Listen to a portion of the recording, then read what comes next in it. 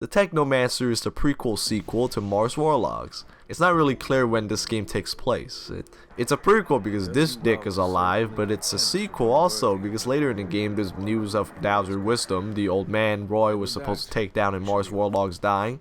But that can't be right because in Mars Warlogs it looked like Sean has been ruling the prison for quite some time before Roy's escape.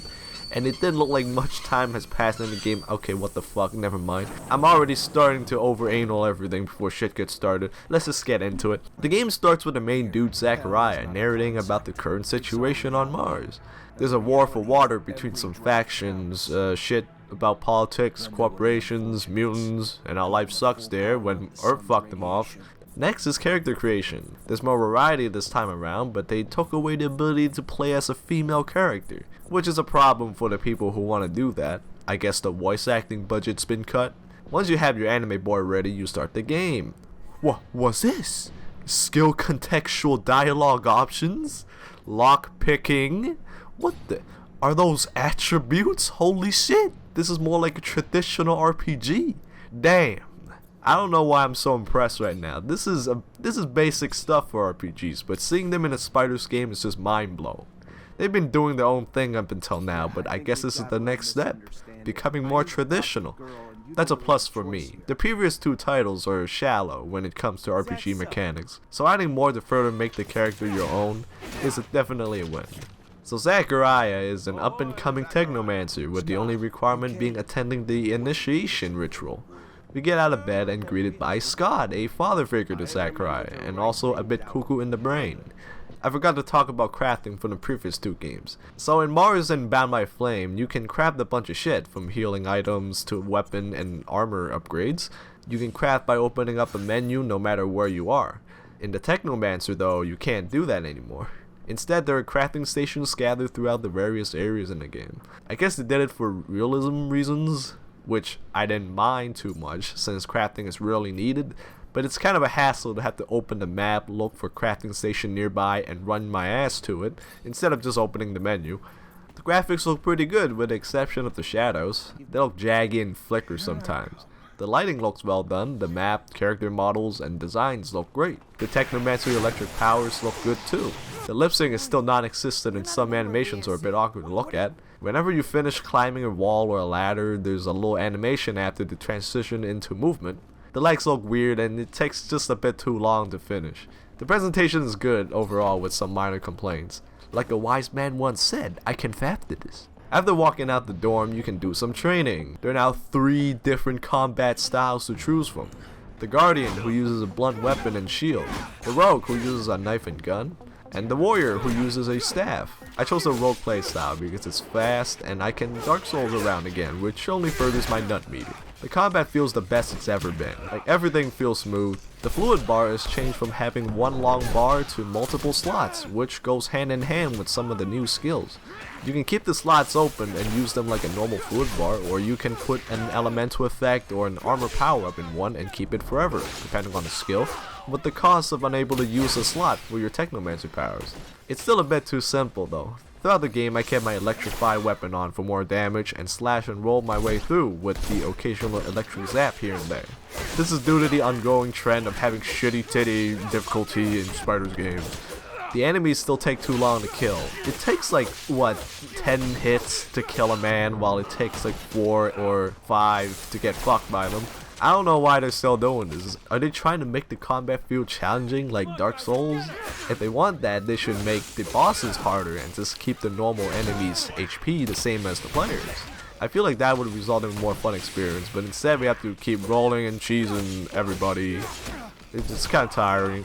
So overall, the combat is smooth and simple, so it's easy to get into, but some tweaks will make this a lot more fun. Now where was I? Oh right. After training, you go to the Technomancer initiation. Before you leave, fucking Alan, a fellow Technomancer student, starts talking shit.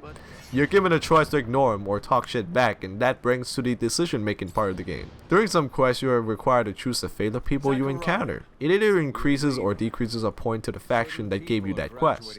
It's a simple faction system and it does work towards the end goal of taking down the main bad guy.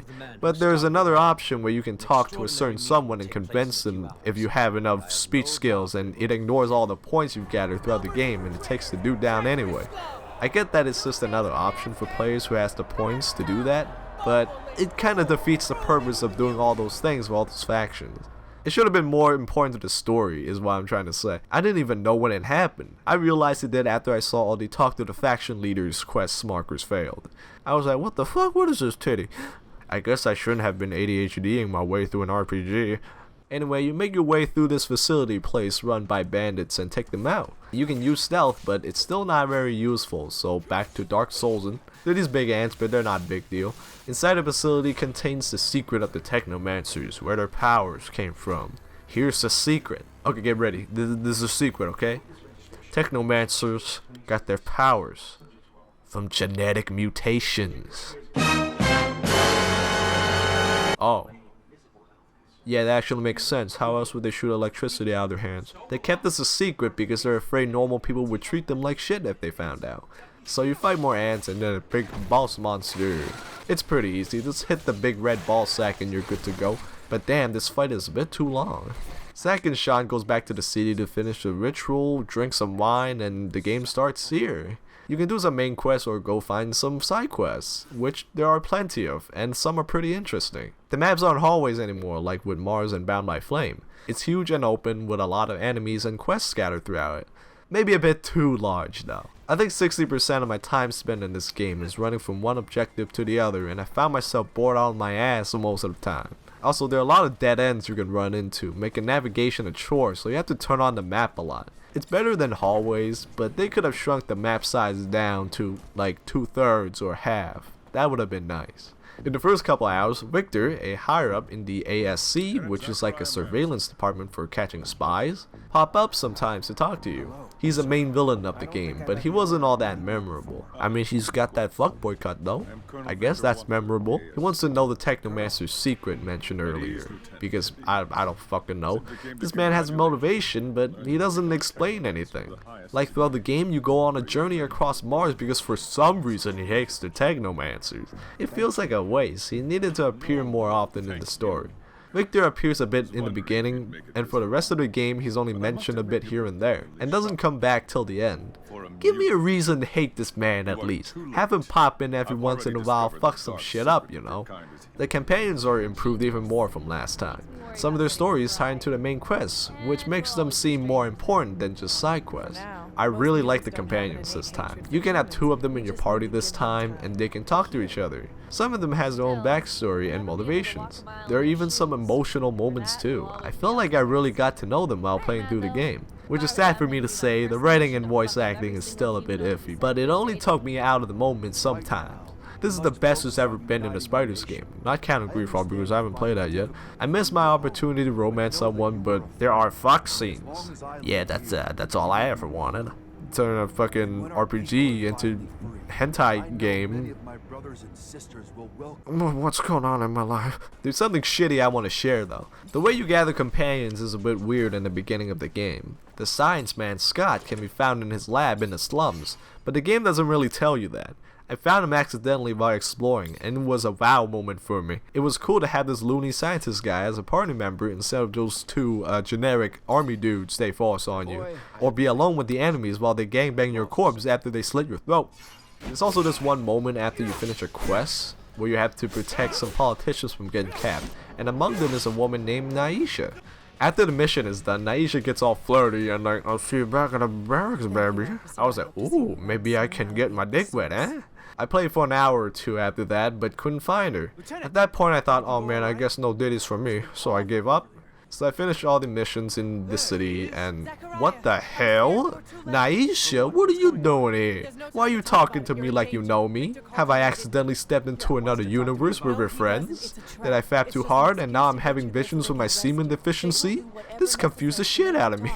Okay, look, this is not the perfect game. There's still a lot of things they could have fixed. but they made a lot of improvements. The graphics are nice, the music is good, the story's kinda iffy though, the companions are great, the combat is fun, but the difficulty is shit, and there are a lot of RPG elements this time around. This is a game I don't mind coming back to, unlike Spiders' previous 2 games.